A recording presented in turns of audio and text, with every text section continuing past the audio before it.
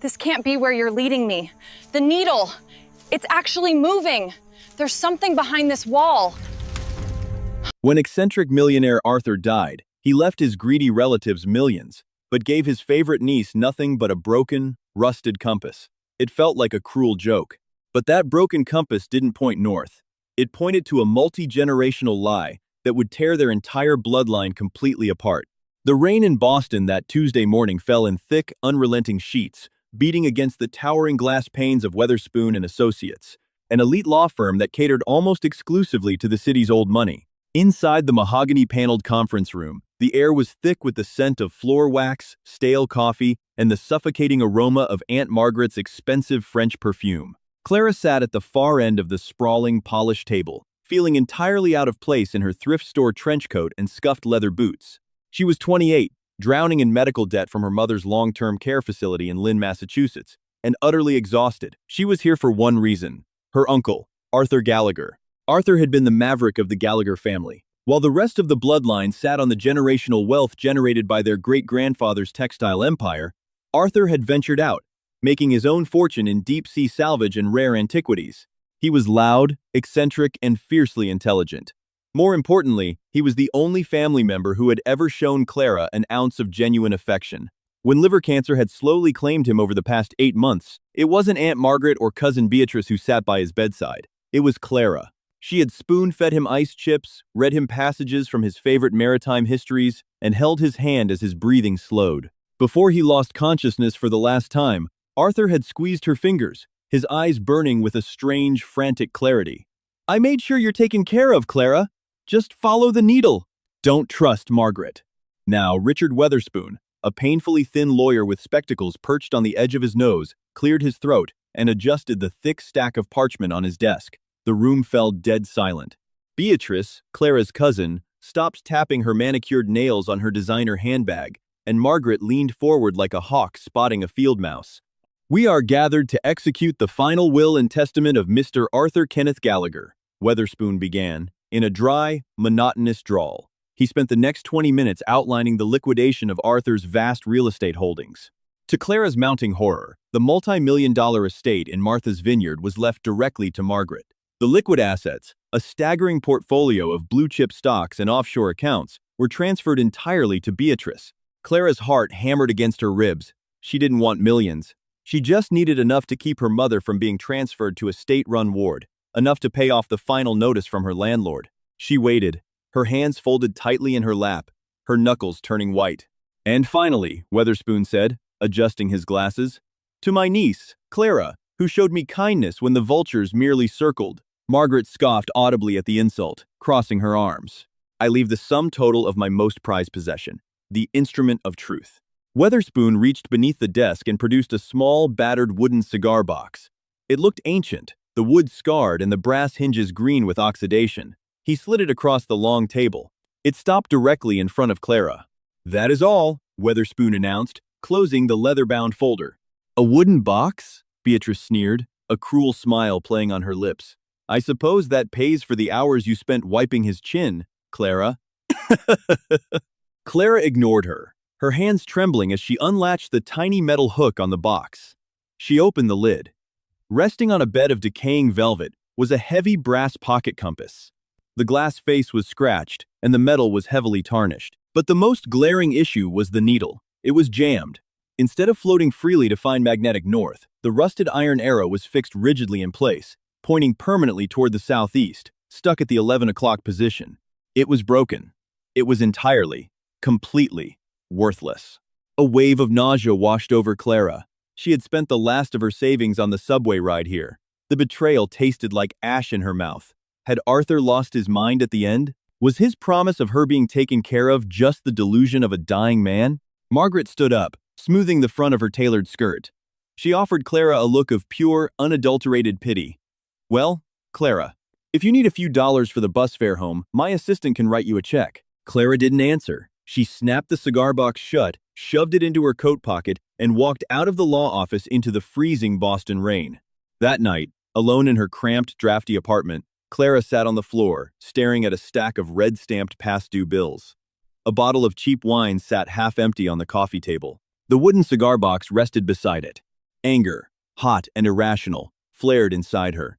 She had loved Arthur. She had trusted him. Grabbing the heavy brass compass from the box, she hurled it across the room in a fit of despair.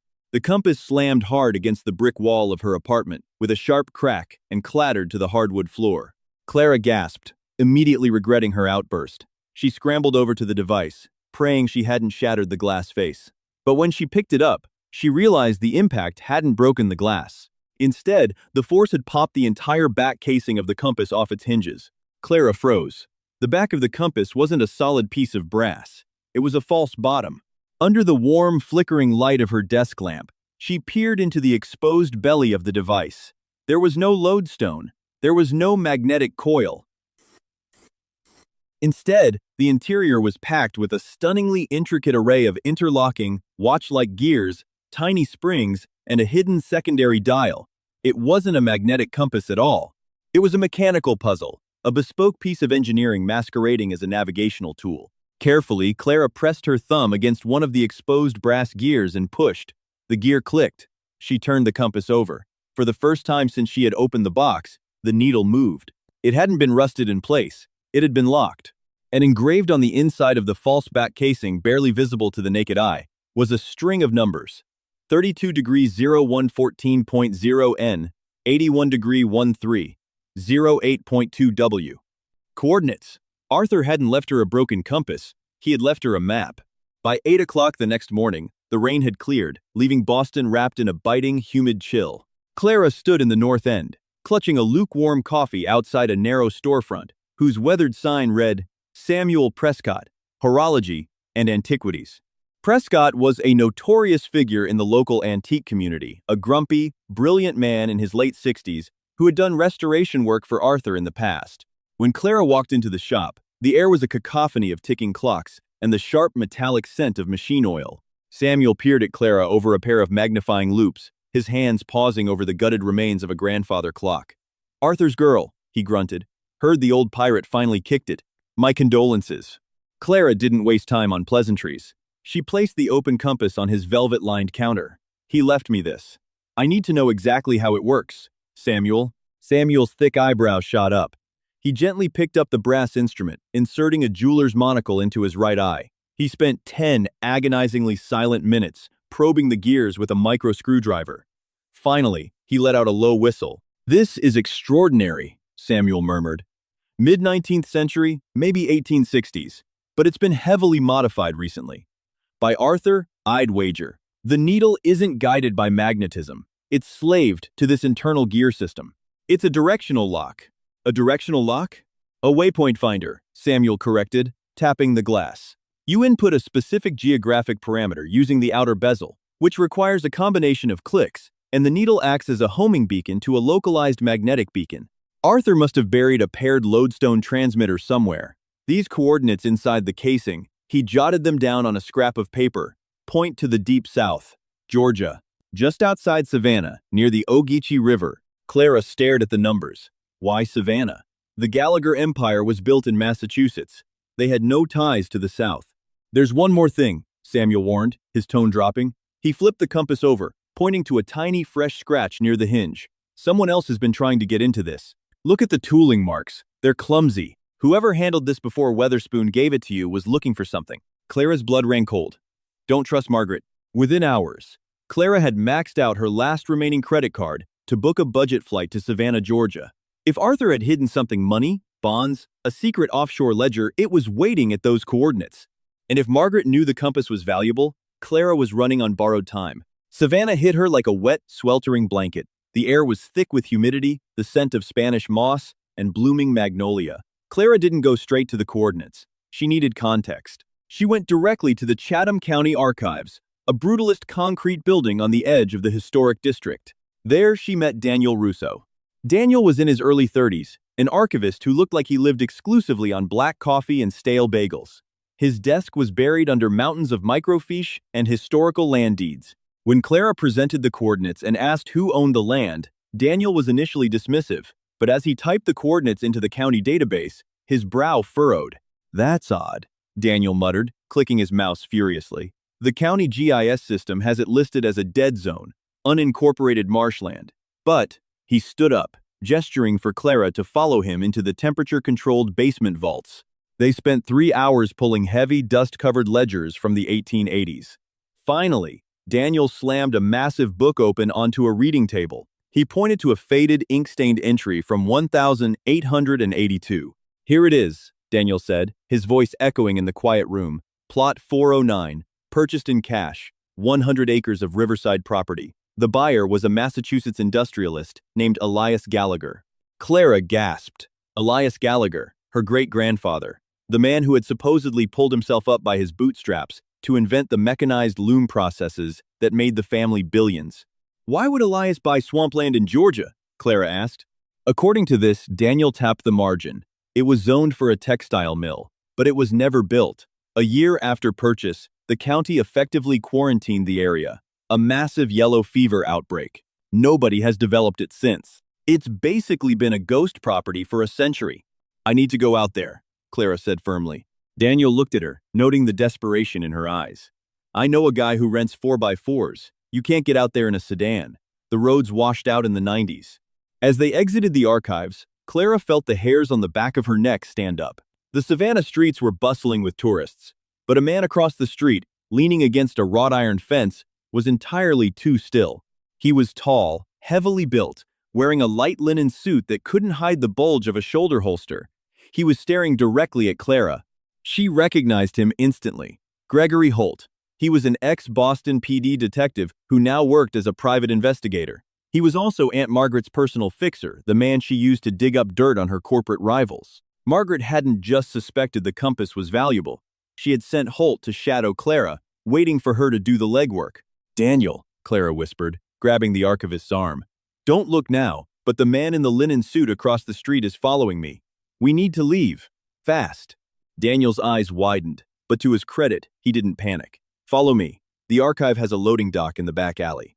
They sprinted through the labyrinthine stacks of the library, shoving through the heavy metal fire doors. They burst out into the muggy Savannah alleyway, sprinting toward Daniel's beat-up Honda Civic. Clara glanced back just in time to see Holt shoulder his way out of the building, his face twisted in a snarl. They peeled out of the alley, the tires squealing against the cobblestones, leaving Holt shouting into his cell phone. Clara's hands were shaking as she pulled the brass compass from her pocket. She twisted the bezel to the coordinates Samuel had found. The interior gears ground together with a satisfying click, and the rusty iron needle suddenly sprang to life, spinning wildly before snapping firmly into a new direction. It was pointing dead ahead, toward the river, toward the ghost property. The drive out to the Ogeechee River took nearly 2 hours. They had ditched Daniel's Civic for a rented rust bucket Jeep Wrangler, necessary for navigating the deeply rutted, unpaved logging roads that led into the heart of the Georgia marshland. The dense canopy of live oaks, dripping with gray Spanish moss, blocked out the afternoon sun, plunging the forest into a permanent, eerie twilight. The sound of cicadas was a deafening electric hum. "We're close," Daniel said, wrestling with the steering wheel as the Jeep violently hit a pothole. "The GPS cuts out here, but according to the 1882 map, Elias's property line starts past this creek." Clara sat in the passenger seat, staring intensely at the compass resting in her palm. The needle was no longer static. As they drove deeper into the woods, the needle quivered, pulling strongly toward the east. Arthur's hidden lodestone was pulling them in. "Stop the car," Clara commanded suddenly. Daniel slammed on the brakes, throwing them against their seatbelts. Clara jumped out into the thick, humid air, her boots sinking into the wet mud. She held the compass flat. The needle was vibrating violently, pointing directly toward a massive, impenetrable wall of kudzu vines and briars. Daniel grabbed a machete from the back of the Jeep. Together, they hacked their way through the aggressive overgrowth. The air smelled of rotting vegetation and stagnant water. After 20 minutes of exhausting labor, Clara's blade struck something hard. Not wood, stone.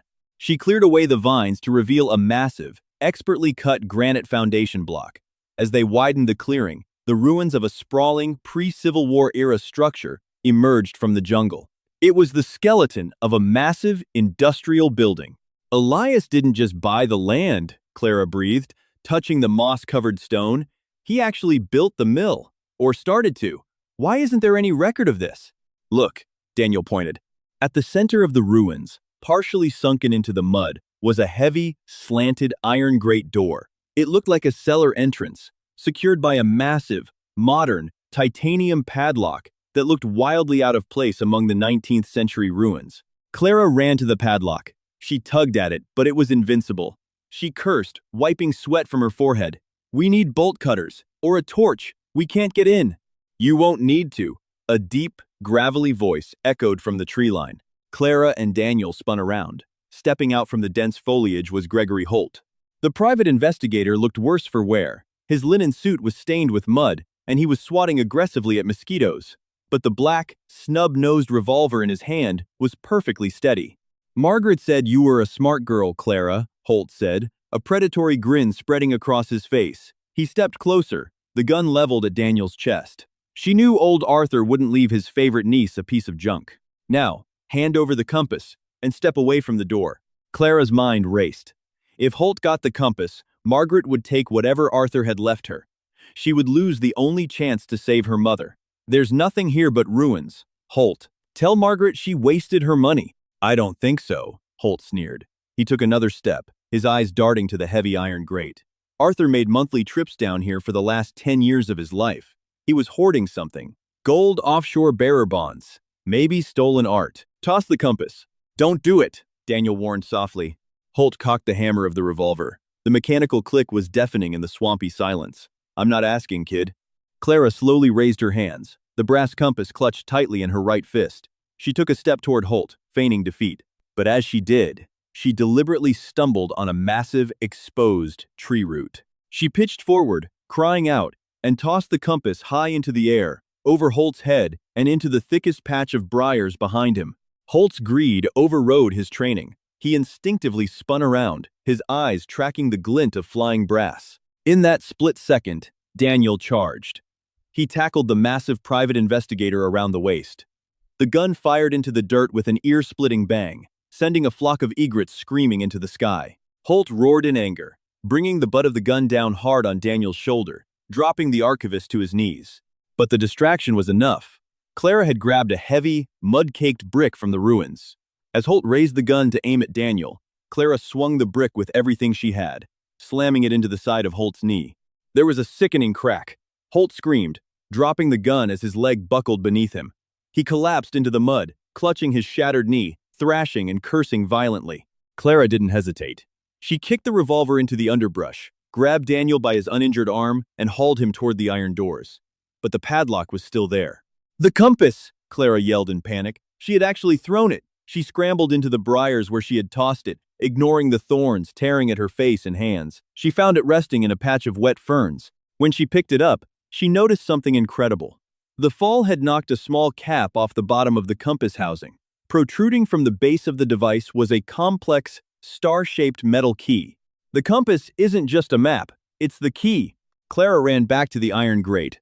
She ignored the modern padlock entirely and looked closer at the rusted iron door itself. Hidden beneath a layer of moss, bored directly into the heavy metal frame, was a star-shaped keyhole. She jammed the base of the compass into the slot and twisted. A heavy hydraulic clunk echoed from deep beneath the earth.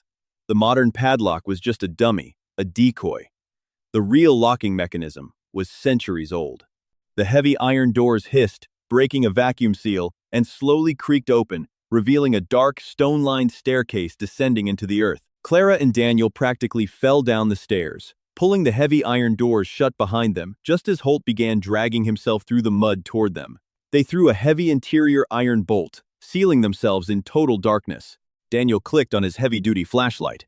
The beam cut through the pitch-black air. They were not standing in a dusty, ruined cellar. They were standing in a pristine, state-of-the-art, climate-controlled vault. The walls were reinforced with modern steel.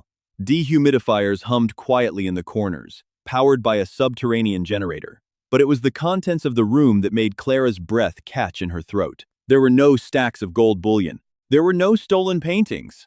The room was an archive, a library of secrets. Row upon row of glass-encased shelves lined the walls.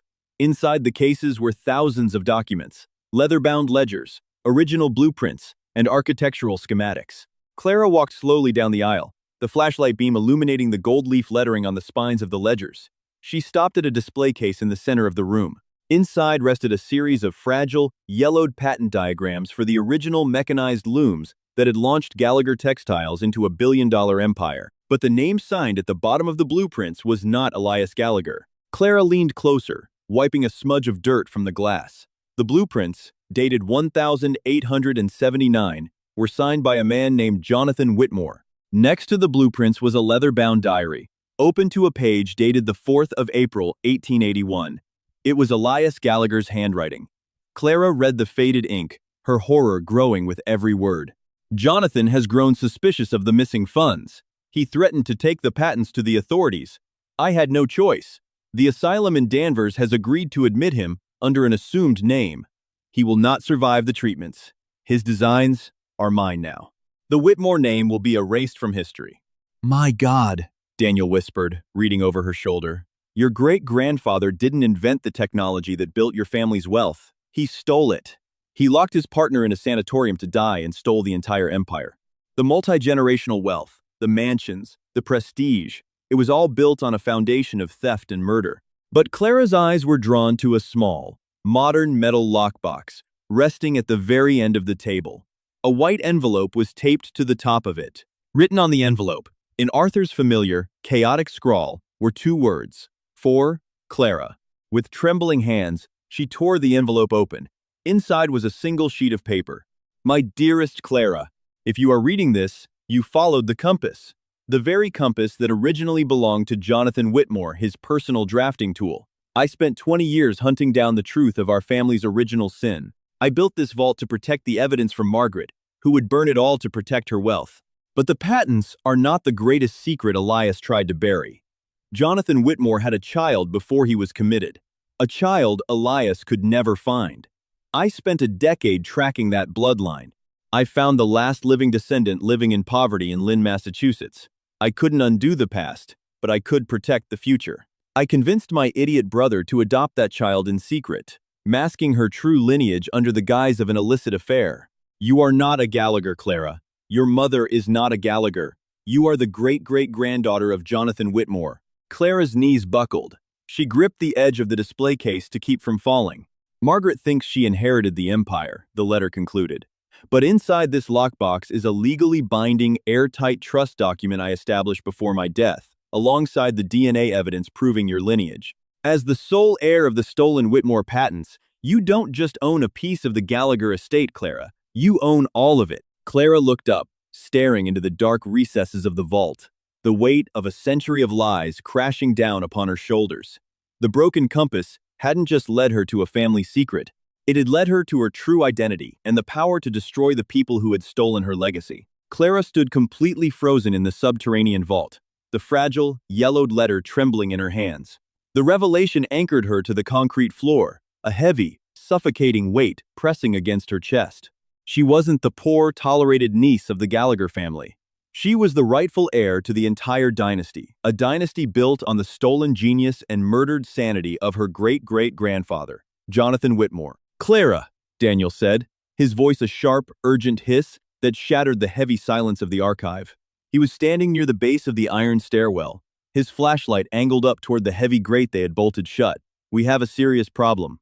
A deafening, rhythmic clang reverberated down the stone shaft. Holt was awake, and he wasn't just banging his fists against the iron. He was using the heavy steel wrench from the Jeep's emergency kit.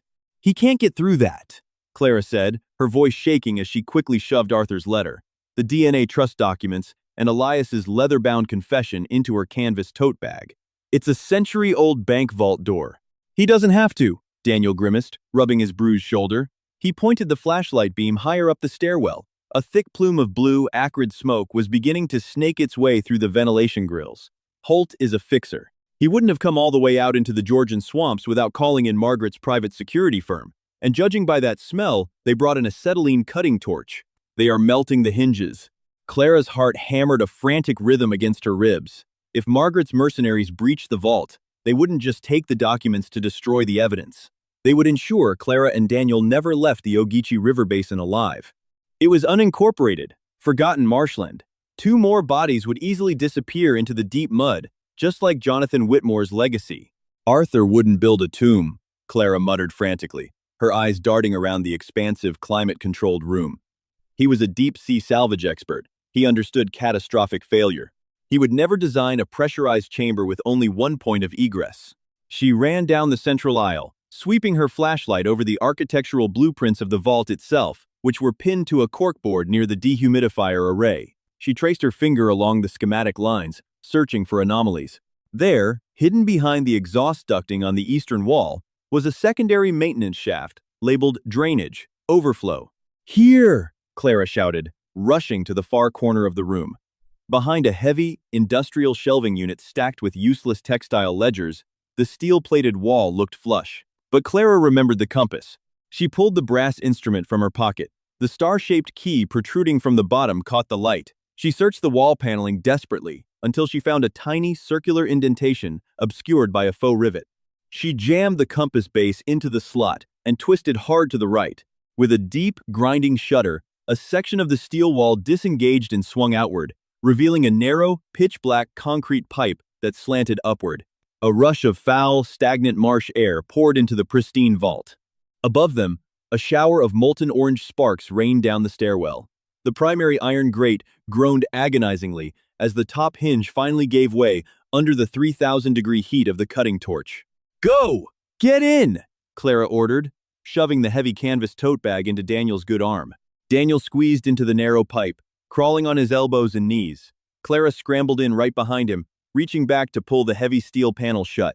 It locked back into place with a definitive click, plunging them into absolute darkness just as the main vault doors crashed open, flooding the archive with the heavy boots and shouting voices of Margaret's security team. The escape pipe was agonizingly tight, slick with condensation, and smelling of rotting algae. Clara's breath hitched in her throat as a wave of intense claustrophobia washed over her. She focused entirely on the scuffing sounds of Daniel's boots ahead of her, crawling blindly upward through the earth.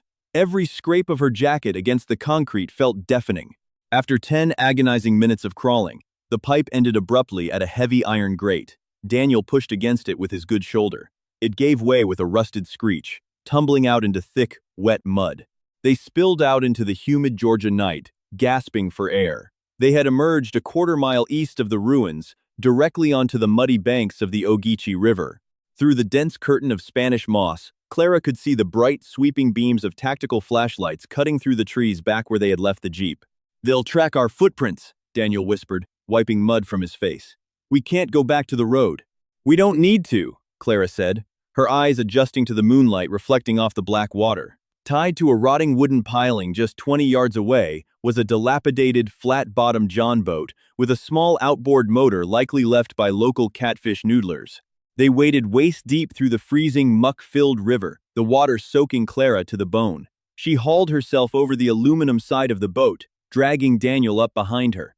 Praying to whatever gods were listening, she ripped the starter cord on the outboard motor. It coughed, sputtered, and on the third pull, roared to life.